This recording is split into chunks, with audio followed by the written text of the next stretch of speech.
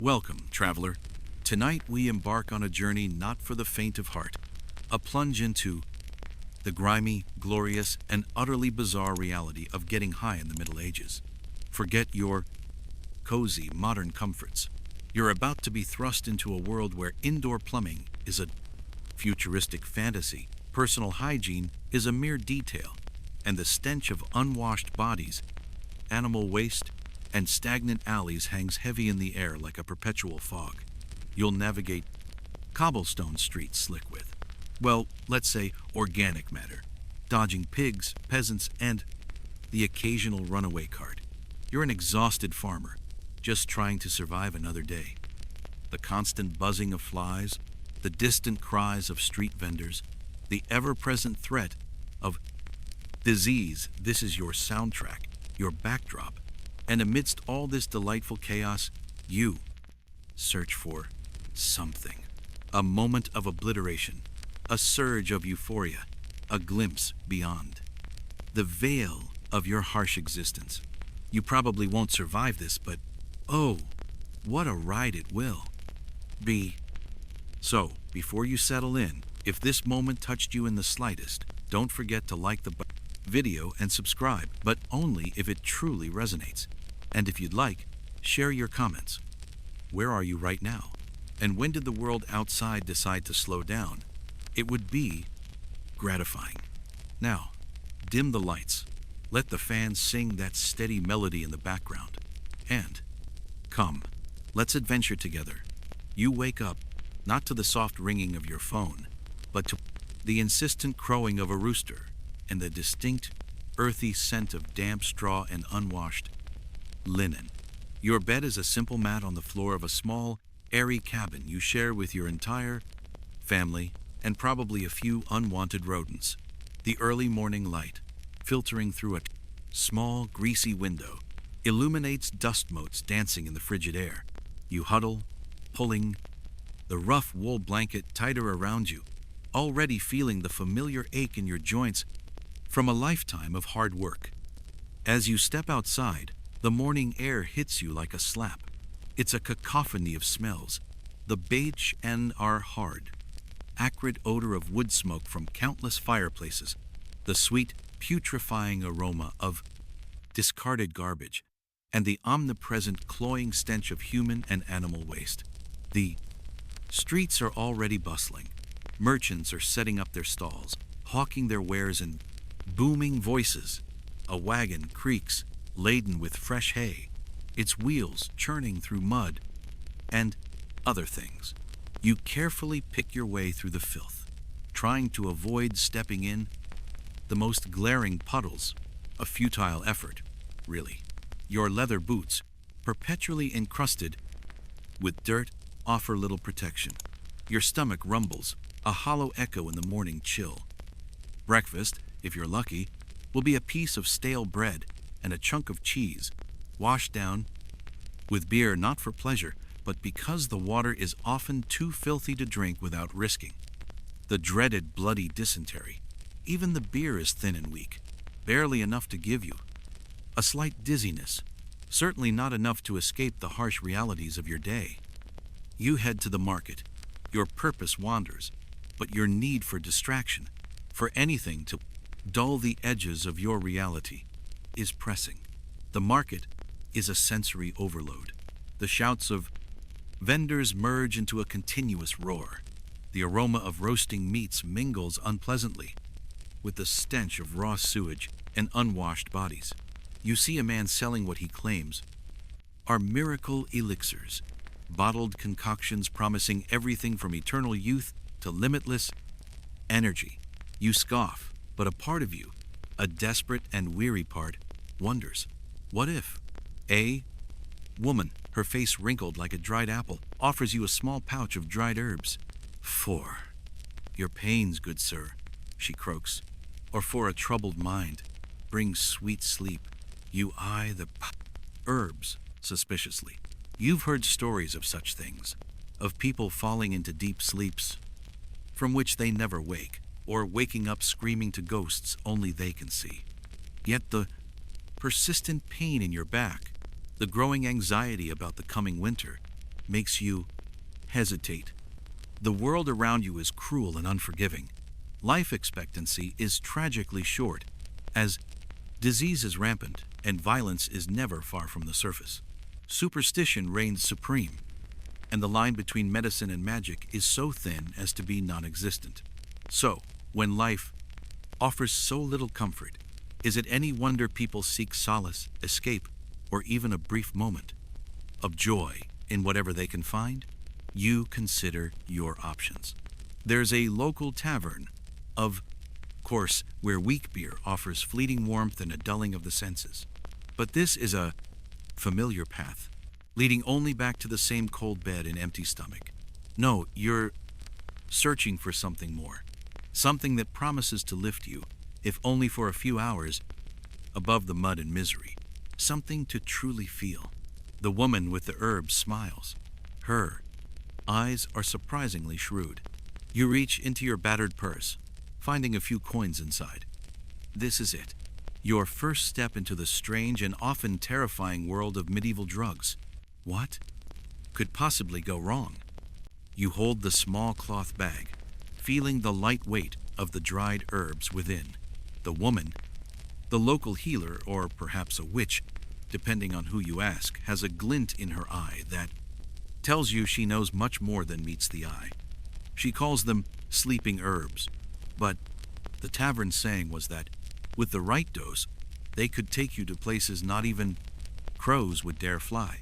In the Middle Ages, pharmacy was nature, and the line between poison, medicine, and hallucinogen was thin, often indistinguishable. You hold in your hands the power of the opium poppy, perhaps mixed with belladonna or henbane. These are not the prescription pills of today. Here, dosage is an art, or rather, a game of Russian roulette, with its own mortality. One pinch too many, and you might well be chatting with St. Peter sooner than planned. One pinch too few, and you might just have restless sleep and strange dreams about talking goats. People resort to these discussions for a variety of reasons. Chronic pain, which we now treat with over-the-counter painkillers, was a constant reality. Rotting teeth, broken bones that never healed properly, infected wounds. Life was a festival of pain.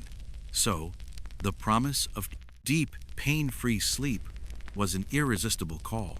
But it wasn't just physical pain. The pain of life, the overwhelming boredom, the existential misery of a short, brutal life. All of this fueled the search for something more. You return to your humble abode, the bag of herbs a heavy secret in your pocket. Daylight begins to fade, and the chill of night sets in. Your family is already preparing for bed, their voices muffled, and their movements slow from the day's exhaustion. You find a quiet corner, light a small oil lamp that barely illuminates the space, and carefully pour some of the herbs into your hand. They are dry and brittle, with an earthy, slightly pungent scent. You remember the warnings, the stories. There's a legend about a man who drank an infusion so strong he believed he'd transformed into a bird and spent the rest of his days on a perch, twittering at the moon. It's the story of the woman who, after taking a potion to see her lost love, woke up blind and broken-minded. But what is risk compared to the promise of a breakthrough, of a vision? You decide to try the safest method you know in infusion. Boil some water in a small clay pot over the dying embers of the fire, and add a quantity that seems reasonable, although reasonable in the Middle Ages was a rather subjective term. Steam rises, carrying the aroma of the herbs. It's almost inviting. You drink the warm infusion, a bitter sip that runs down your throat. There's no delicious flavor, certainly. It's more like drinking earth mixed with something that's already dead. But you wait and wait. Nothing happens immediately. You lie down on your straw, the day's weariness weighing you down, but also an anxious curiosity. Slowly, a strange sensation begins to spread through your body. It's not a sharp dizziness, but a gentle numbness, as if the world is becoming a little softer, its edges a little fuzzier. The stuffy children of your beloved family seem distant, shrouded in a veil. The pain in your back, once a constant companion, begins to recede, dissolving into a vague sensation of warmth. Your mind, once filled with worries about the harvest, winter, and your debt to the Lord, now feels remarkable. Thoughts don't cling. They float, like leaves in a slow stream. You begin to see patterns on the dark ceiling of the hut, dancing shadows that seem to form faces or animals. You're not afraid. There's a strange calm, an accessibility. It's as if a thick curtain has been lifted between you and the harshness of life. The hunger is still there, but it's a distant sensation, not a torment. The cold isn't as biting. You're floating in a sea of murky serenity. You try to stand, but your limbs feel heavy, as if filled with sand. There's no urgency, though. Gravity seems like a suggestion, not a rule. A slight dizziness takes over, and you give in to it. The colors in your peripheral vision seem more vibrant.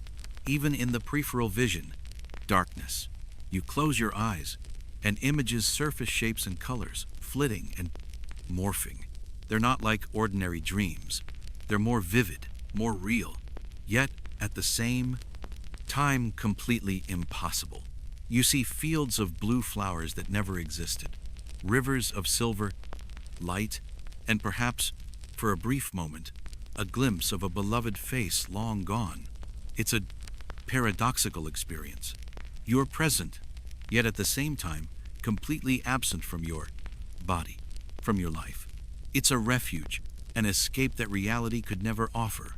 You realize, people risked so much for this. The promise is not just of oblivion, but of a new perspective, however distorted. You're slipping, even lying on the dirt floor. Sleep finally overtakes you. A heavy, deep sleep, dreamless, or perhaps with dreams so vivid you can't remember them.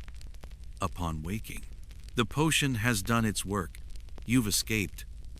You wake up with a start, the dim light streaming through the window suggesting it's well past dawn. For a moment, a blessed moment, the world is gentle, and the aches and pains are gone. Then, slowly, as the effects of the sleep herbs fade, a familiar reality of your medieval existence creeps back in.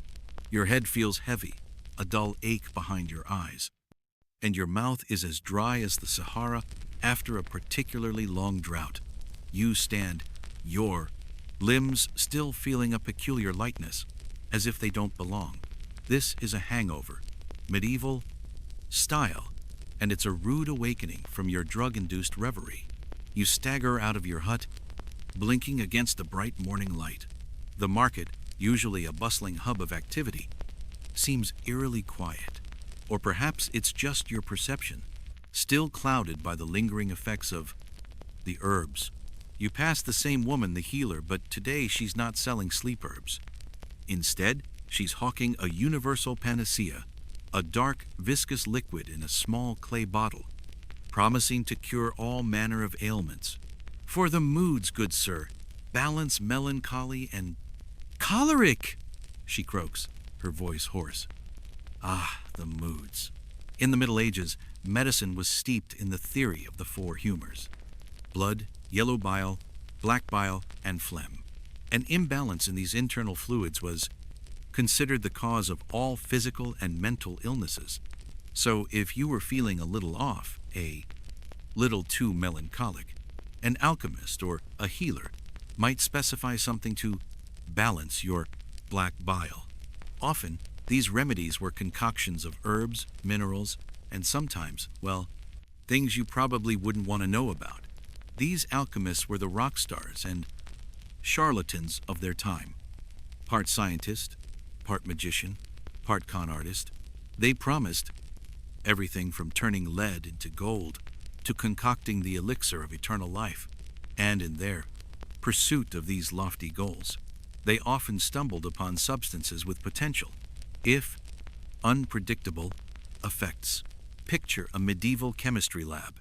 Bubbling cauldrons, foul-smelling, fumes, strange apparatuses made of glass and copper.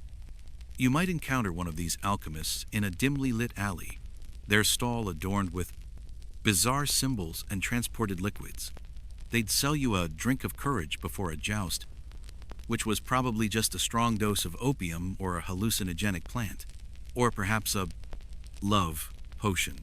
A potion designed to ignite passion, which might very well contain belladonna, causing your beloved's pupils to dilate wildly and their hearts to race. Definitely a coincidental, if not exactly amorous, first encounter. The dangers were immense. No quality control, no concept of stereo environments. Ingredients could be misidentified, with wildly imprecise dosages and widespread contamination. You might receive a cough potion containing mercury, thinking it was a cure, when in reality, you were slowly poisoning yourself. Or perhaps a mixture of hemlock and belladonna, sold as a calming agent, would simply send you to an early grave. It was a literal buyer beware market, where your life was often a guarantee. A famous example, though more Renaissance than medieval, is Paracelsus, who, despite his genius, experimented with substances like mercury and lead, believing they had medicinal properties. Although he advocated the use of specific chemicals for specific ailments, his methods were still rudimentary and often dangerous.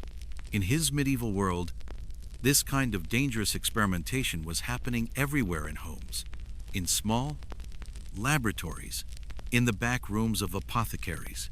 You hear stories of an alchemist, a reclusive fellow named Master Alara, who, according to rumors, had created a dream smoke. People said that if you inhaled it, you could visit any place in the world, speak with the dead, or even glimpse the future. Of course, the few who schemed either became raving lunatics, babbling about demons and angels, or simply never woke up. Yet the allure of such power, such escape, was undeniable. Who wouldn't want to see beyond their wretched village? Who wouldn't want to know what tomorrow held? As you walk, the lingering sensation of your sleep herbs makes the world seem unbalanced. A cart full of clucking chickens seems to waver in your vision. The faces seem a little too animated, their expressions quite exaggerated. You pass a public notice board, improvisedly nailed to a wooden post, announcing the upcoming execution of a woman accused of witchcraft. The cartoons include pacts with demons, and of course, the preparation of potions of evil intent. You shiver, a wave of cold running through you. The line between healer and heretic, between medicine and magic, was not only blurred, but often deadly. Your recent indulgence suddenly seems much more dangerous. You toss the small, empty bag of herbs into a gutter, a silent farewell to your brief escape. The world is back to its unforgiving, harsh self. But for a few hours, you were somewhere else. And that memory, fleeting as it may be, is a precious little secret in the vast, indifferent expanse of the Middle Ages. Your contact with the healer's herbs left you with a lingering unease, the feeling that perhaps venturing into the unknown isn't always the best path. Yet the human desire for rest, for escape, for altered states of consciousness, is a powerful current that flows through history. In his wanderings through the medieval world, encountered a different kind of sanctuary, the monastic garden. These monastic gardens were meticulously organized havens of knowledge, preservation, and sometimes, well, quiet experimentation. Monks, often the most educated members of medieval society, were the primary guardians of medical knowledge. They painfully copied ancient texts, developed herbal remedies, and cared for the sick and infirm in their wards. It was here that many plants with psychoactive properties were cultivated, not for activity, mind you, but for their supposed medicinal benefits. A common plant found in these gardens was the poppy, the source of opium. Monks used them as analgesics, a powerful pain reliever for everything from battle injuries to the excruciating pain of kidney stones. Imagine a monk diligently tending her poppy crop, knowing that the milky latex within had the power to grant a tormented soul a few hours of blissful oblivion. But it wasn't just the poppy. They also cultivated plants like henbane, a potent hallucinogen, and belladonna, another plant with both medicinal and profoundly toxic properties. Driven by a desire to alleviate suffering, the monks experimented cautiously, often using these plants in precise, small doses. A historical fact: many medieval monastery medical texts describe the preparation and uses of these powerful herbs, demonstrating a surprising understanding of their effects, even if the underlying pharmacology was a complete mystery to them. Some monastic recipes for sleeping potions or painkillers included not only the potent herbs themselves, but also rather peculiar ingredients like crushed pearls or powdered unicorn horn, though usually it was just narwhal tusk. Shh. These exotic additions were believed to enhance the remedy's effectiveness, adding a touch of mystical potency to the earthly botanicals. One can only imagine the monk grinding, muttering incantations, truly believing in the power of his fantastical ingredients. Historians still debate whether some monastic orders intentionally sought altered states of consciousness through these plants to gain spiritual insight, or whether their use was modified for therapeutic purposes. Did a particularly pious brother, seeking a deeper connection with the divine, perhaps accidentally take a little too much henbane, leading to visions they interpreted as divine revelations? Or was it purely accidental, a side effect of trying to alleviate a severe migraine? The closed walls guard their secrets. You picture a monk, Brother Thomas. He is hunched over a scroll, meticulously transcribing ancient remedies, his quill gently scratching the silence. Later, in the garden, he carefully prune a henbane bush, whose bell-shaped flowers are deceptively beautiful. He knows the power of the plant, its healing potential, but also its ability to warp the mind. There is a certain quiet reverence in his movements, an understanding of the delicate balance between benefit and harm. The air in the monastic garden is different from the outside world. It is clean, permeated by the aroma of damp earth, medicinal herbs, and the soft, sweet scent of blooming flowers. You see files upon files of carefully cultivated plants, each labeled in Latin, of course, for its specific use. There is a soft hum of bees and the distant murmur of chanting coming from the chapel. It is a stark contrast to the chaotic, often terrifying world you inhabit. Have you ever imagined visiting Brother Thomas with a persistent, nagging toothache, common medieval affliction that could drive a person mad? He patiently, with a kind gaze. Then he returns from the garden with a small vial of clear liquid, perhaps a tincture of opium. Poppy, take just a few drops, my son, he advises, his voice calm, and the pain will subside, but no more. You take the drops, the bitter liquid on your tongue, and return to your life, to your hut. Slowly, the searing pain subsides, followed by a warm, pleasant sensation. The world would soften again, just as it did with the healer's herbs. But this time, there is a sense of divine purpose, of healing, rather than an illicit escape. It is a breeze, administered with a victory, not a wink and a knowing smile. The effects may be similar, but the intention, and perhaps your very perception, is profoundly different. Your journey through the monastery garden offered a glimpse into a more structured, if still mysterious, side of medieval plant use. But now, as dusk deepens and shadows lengthen, you find yourself drawn to the muffled, flickering, and whispering lights emanating from the Plaistar, village's edge.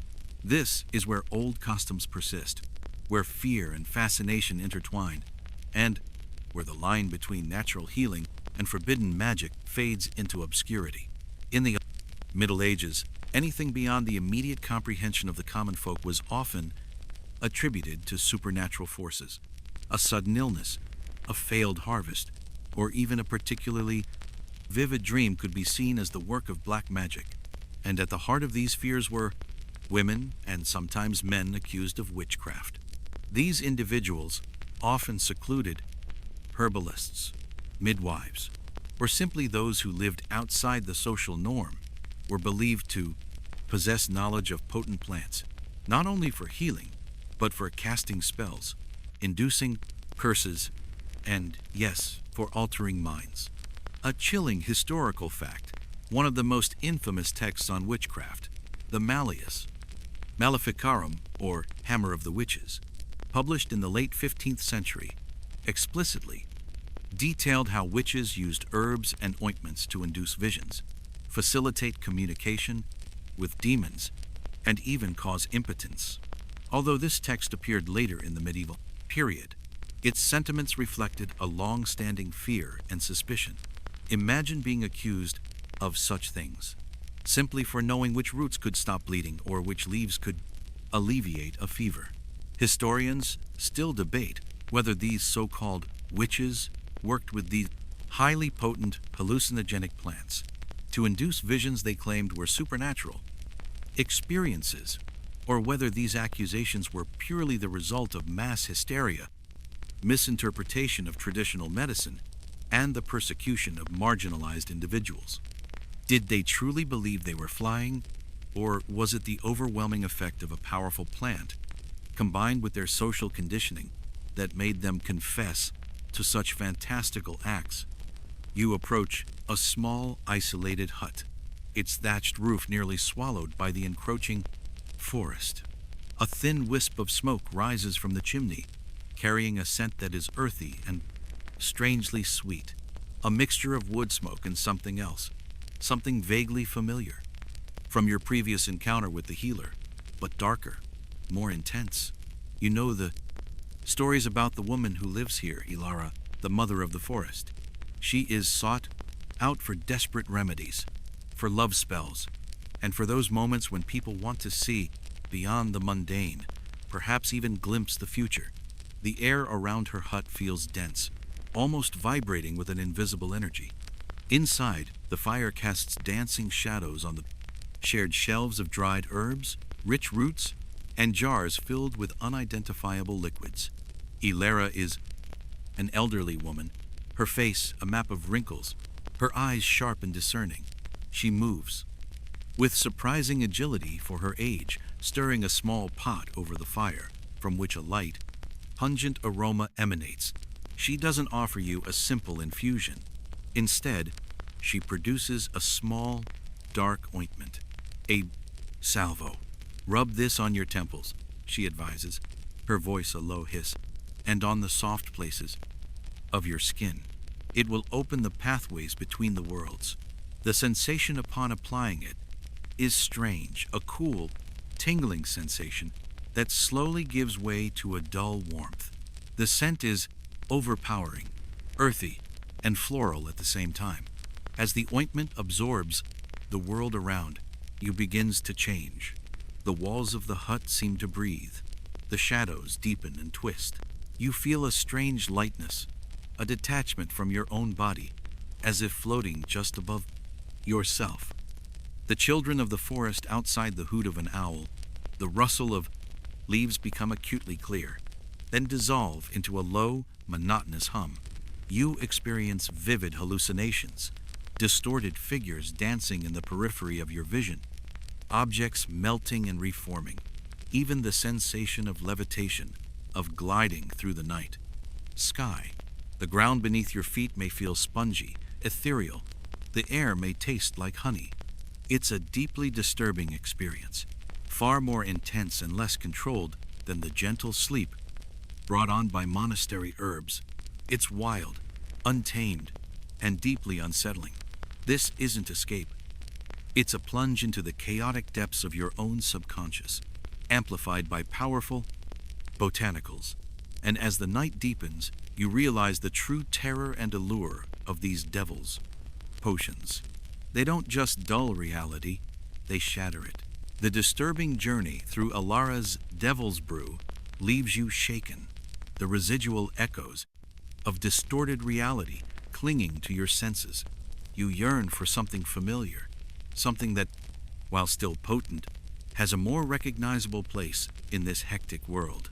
And this brings us to opium, the ancient plant of joy that flowed along medieval trade routes like a dark, silky river. Opium, derived from the poppy, has a history long before the Middle Ages, but its use was firmly established in Europe, the Middle East, and Asia during this period. It was known as a powerful analgesic, a soporific, sleep inducer, and, yes, a source of profound euphoria. Unlike the mysterious concoctions of a solitary witch or the carefully measured shadows of a monk, opium often arrived in your village in its raw form, a dark, sticky resin, either traded by traveling merchants or, if you were lucky, grown in a local field. Medieval physicians, when prescribing opium, often combined it with other complex antidotal ingredients that could contain a variety of components, some practical, some purely superstitious. Imagine a mixture of opium, snake venom, deactivated hopefully, powdered gemstones, and exotic spices, all mixed not just for effect, but to enhance its healing properties. It was like a medieval superdrug, for better or worse. Historians still debate the extent of opium's recreational use among the general population, beyond its widespread medicinal application. Was it a common indulgence for the weary peasant seeking escape, or primarily reserved for the sick and the elite who could afford its often high price?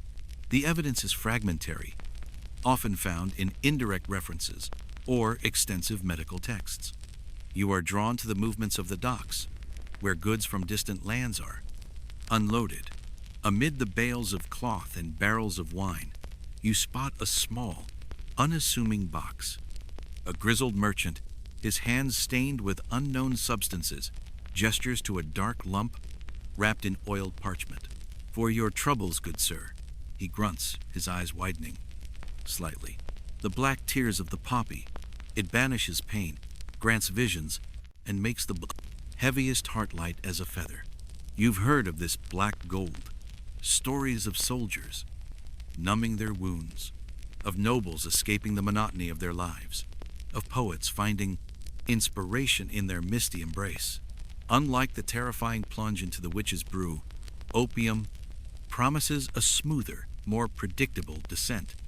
You acquire a small piece, tasting its malleability, its faint, sweet bitter aroma. There are a few ways to consume it.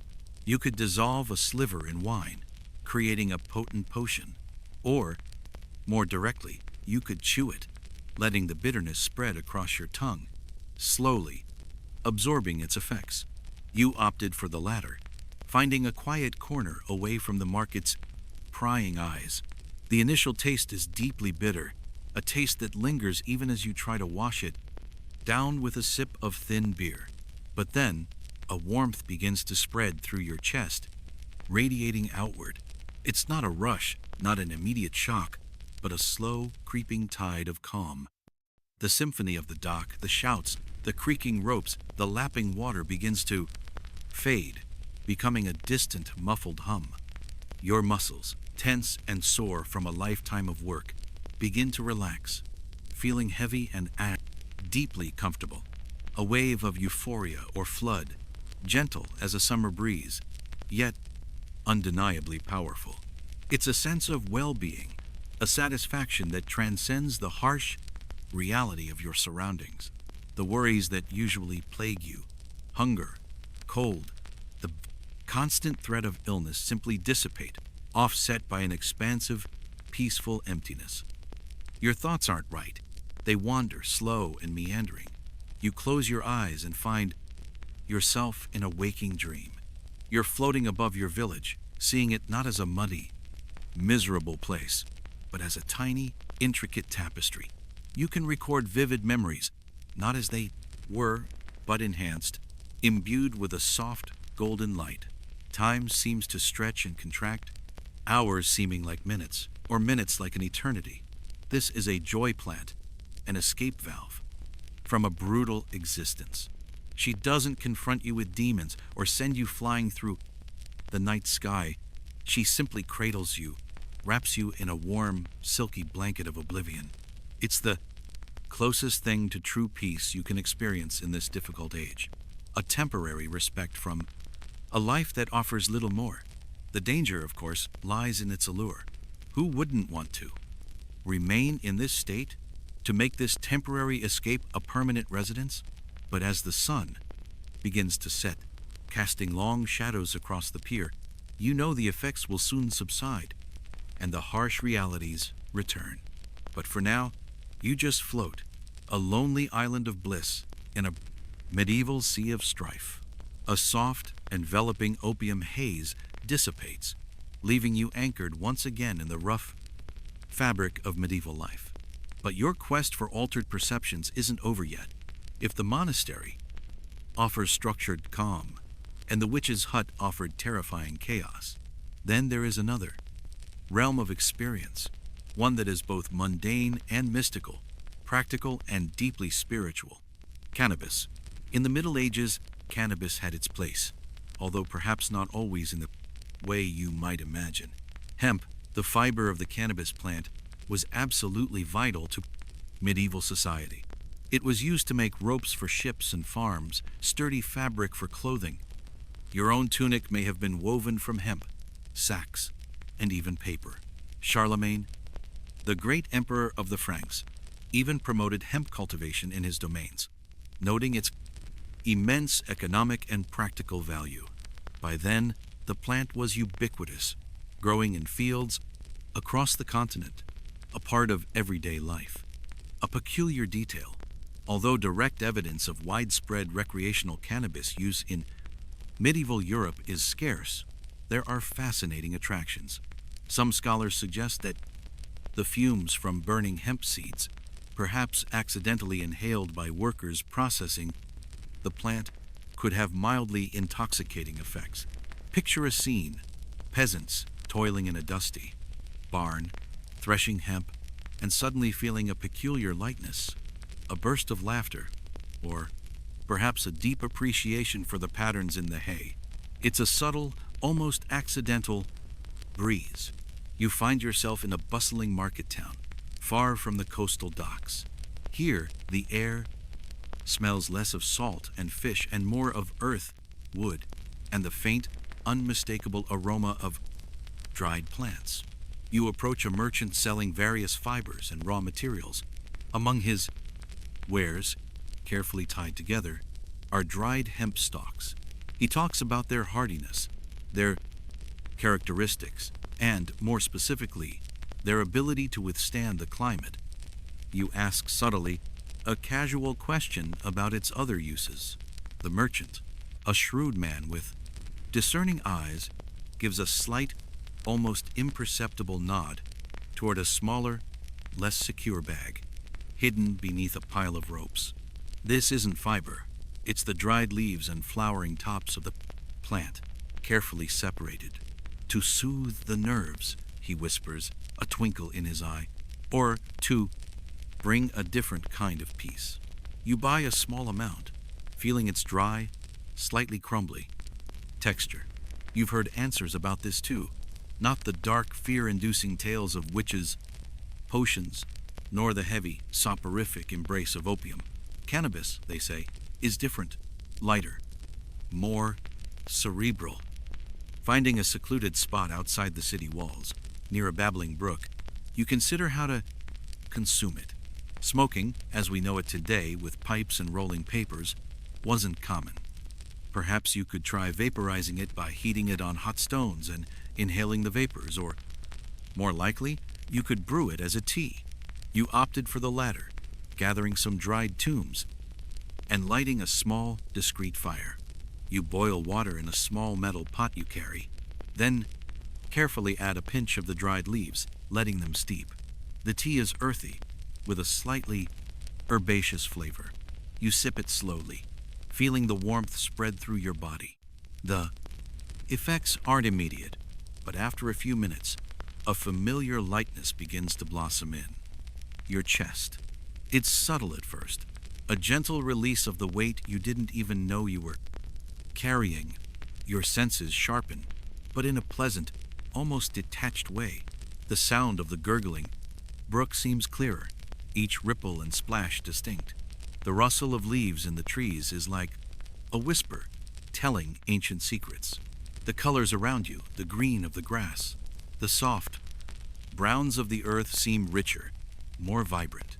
You might find yourself staring at a simple pebble, utterly fascinated by its intricate patterns. Thoughts come easily, flowing rather than struggling.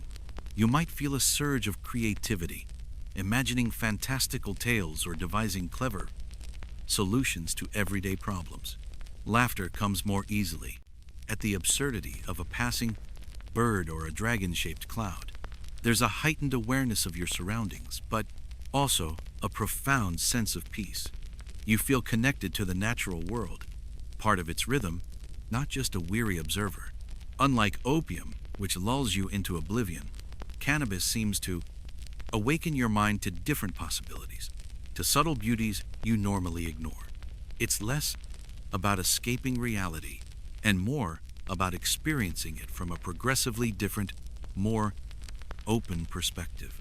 The fear and dread that often plagues your daily existence disappear, replaced by a gentle curiosity and an expansive sense of calm.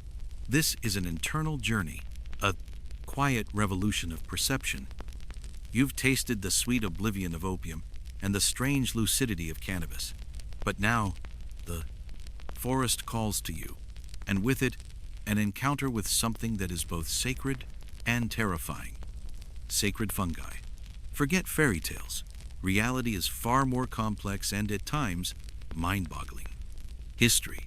Long before what we call the Middle Ages, diverse cultures around the world throughout already knew the power of certain mushrooms. They weren't just curious foods. They were seen as keys to the future, to communication with the divine, to journeys to other realms unseen by ordinary eyes. In medieval Europe, one of these protagonists, though shrouded in mystery and fear, was the Amanita muscaria, that iconic red mushroom with white dots. So often seen in fairy tale illustrations you've probably seen. Its vibrant beauty is a powerhouse that can lead to profound and unpredictable altered states of consciousness. There are hopes that the Vikings, and especially the legendary berserkers, likely consumed Amanita muscaria before battle. Imagine the scene. Warriors who prominently entered a state of uncontrolled rage, unafraid of pain, believing themselves protected by the gods, all possibly fueled by a humble mushroom. While this theory is still a subject of heated academic debate, the borrowed ferocity attributed to these warriors certainly aligns with the effects of such a potent fungus. Was it the roar of a berserker, the sound of a man possessed by Valhalla, or simply the result of an intense mushroom-induced trip? The psychoactive compounds present in Amanita muscaria are partially metabolized by the human body and, surprisingly, excreted in urine. In some ancient shamanic traditions, especially in Siberia, it was believed that consuming the urine of someone who had ingested these mushrooms could produce similar effects or even prolong the experience. It was a way of recycling the breeze, a concept that, by medieval and modern standards, is, to say the least, eccentric. You now find yourself immersed in a dense, ancient forest, the kind that seems to whisper millennia-old secrets. The air is humid, saturated with the scent of moss and settling leaves, and sunlight barely penetrates the dense foliage. Here, deep in the shadows beneath centuries-old oaks, you've stumbled upon a small, secluded clearing, and there, nestled in the damp earth, are clusters of these vibrant red cosmetics with their distinctive white spots. They're beautiful, almost inviting, but you've already caught the dark tales surrounding them. You've heard talk of spirit fungus, of those who consume it speaking in strange tongues, or seeing visions of ancestral spirits, or even connecting directly with nature itself. Unlike the controlled environment of the monastery, or the dark and often disturbing rituals of the witch, consuming these mushrooms feels like a primal act of connection with the earth, an immersion in the wild, untamed magic of the forest. There are no complex preparations. Here, the simplest form is the most direct. You cautiously pluck one, feeling its spongy, somewhat sticky cap. The scent is subtle, earthy, almost inviting, but with a hint of something intoxicating. You hesitate for a moment, fear and curiosity battling in your chest. Then you decide. You bite into the mushroom. The flavor is surprisingly mild at first, a faint metallic earthiness that soon transforms into a peculiar bitterness on your tongue. A slight tingling sensation begins to spread through your mouth. You swallow, feeling the mushroom sink into your stomach, a knot of anticipation, and perhaps a hint of regret forming at its inception. The onset of effects is gradual, slower than opium, but the transformation is profoundly different. Rather than simply dulling your senses, they seem to amplify them in a distorted and often overwhelming way. The children of the forest become intensely vivid, the rustle of a squirrel in the leaves as if it were the noise of a massive creature, the distant caw of an echo crow as a mournful dirge. The trees around you seem to breathe, their branches twisting into strange, almost menacing shapes as if watching your every move. You feel a sudden surge of physical energy, an uncontrollable urge to move, to dance, to run, all combined with a strange disorientation. Your sense of balance is completely altered, and the ground beneath your feet may seem to undulate, as if you were in a boat on a rough sea. Then come the visual distortions. Intricate patterns appearing on surfaces that were once smooth, colors becoming impossibly worn, almost electric, and objects seeming to swell and shrink before your eyes. The red spots on your own hands may seem to pulsate, glowing with an inner light, inviting you to delve deeper. But the most striking and disturbing effects are undoubtedly on your perception of reality and your own self. You feel a profound sense of disconnection from your body, as if you were merely an observer floating above yourself. Your thoughts may fragment, becoming absurd and meaningless, or, conversely, incredibly profound and interconnected, revealing universal truths you never imagined. Synesthesia. Effects begin, where sounds have colors, or tastes evoke vivid images, blending the senses in unimaginable ways. The boundaries between you and the forest seem to dissolve completely, and you may feel as if you are merging with the trees, the earth, the very air you breathe. This isn't a gentle escape or an induced numbness. It's a radical and often overwhelming reshaping of your consciousness. You encounter vivid, almost hyper-real hallucinations, mythical creatures emerging from the shadows of the trees, ancestral spirits, whispering forgotten languages directly into your mind, and even the undeniable sensation of soaring above the forest canopy, observing the world from a divine perspective. The soft morning light penetrates the dense foliage of the forest, finding you still lying on the damp ground. The frenetic energy and visions of the previous night begin to recede, leaving behind an exhausted body and a strangely clean, almost washed mind. There is no gentle euphoria from opium, no awakened curiosity from cannabis, much less the calm of monastic gardens. There is only a profound weariness and a sense that you have seen too much. The boundaries of reality have shattered, and although it was an undeniably powerful experience, you feel no desire to revisit it. It is as if you have peered through a crack into an abyss and decided you need to see no more. Your limbs are heavy, every movement and effort. Your mouth is dry, and a shivering runs down your spine, not from the cold, but from the vivid memory of the night's distortions. You stagger to your feet, your clothes stained, with earth and dew. The scent of the forest, which once seemed mystical, now evokes only a sense of untamed wildness, of something best left untouched. You push away the remnants of the mushroom, feeling an almost physical aversion. The decision forms in your mind with unexpected clarity. There is no longer any search for escape formulas. You have already plunged into the depths of oblivion, floated in euphoria, expanded your mind, and confronted chaos. And in each of these experiences, there was a price, a loss of the clarity that now you crave more than any breeze. Life in the Middle Ages is brutal, yes, but escape to these altered realms is not a solution, merely a temporary, often dangerous respite, which can cost more than it offers. You walk back to the village, not with the same anxiety as before, but with quiet determination. Each step on the muddy trail is a return to your own skin, to your own reality, however harsh it may be. The smell of wood smoke and dung, which once seemed suffocating, is now a tangible reminder of what is real. The sound of villagers rising for another day of work, once an indistinct murmur, is now the sound of life, of persistence. As you pass the healer Alara's house, you don't even look away. The shadows she casts no longer frighten you.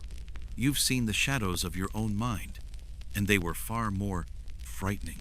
The opium seller on the dock, his promise of peace seems empty now. That blessed sleep was a plunge into forced unconsciousness, not true serenity.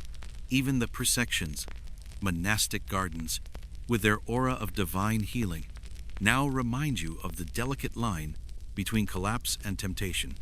You realize that true strength lies not in escaping reality, but in facing it. The pain, the boredom, the misery, these are parts of your existence. And maybe, just maybe, there's a way to find small moments of beauty and meaning in them without having to distort your perception to do so. Simple food, the warmth of a fireplace, the sound of a child's laughter, the feeling of a job well done, these things, once insufficiently planned, now acquire a new and profound value. The sun is already higher when you arrive back at your cabin. There is work to be done, worries to be faced. But there's also a stillness in your mind that wasn't there before. A certainty that the most important adventure is life itself, lived to its fullest, with all its roughness and rare beauty. You no longer seek artificial euphoria, but rather sincere resilience. And this, you realize, is a breeze that doesn't come in a sachet or a bottle, but is earned day after day in the harsh and real Middle Ages. You take a deep breath of the cool morning air and, for the first time in a long time, feel truly present. Dear traveler, our journey through sacred mushrooms has taken us to profound and unexpected places. I hope this particular exploration has been satisfying. The context reveals an ancient human quest for transcendence and altered perception, utilizing available resources in a way that defies our modern understanding. Sleep well and have sweet dreams, free from fungus-induced nightmares.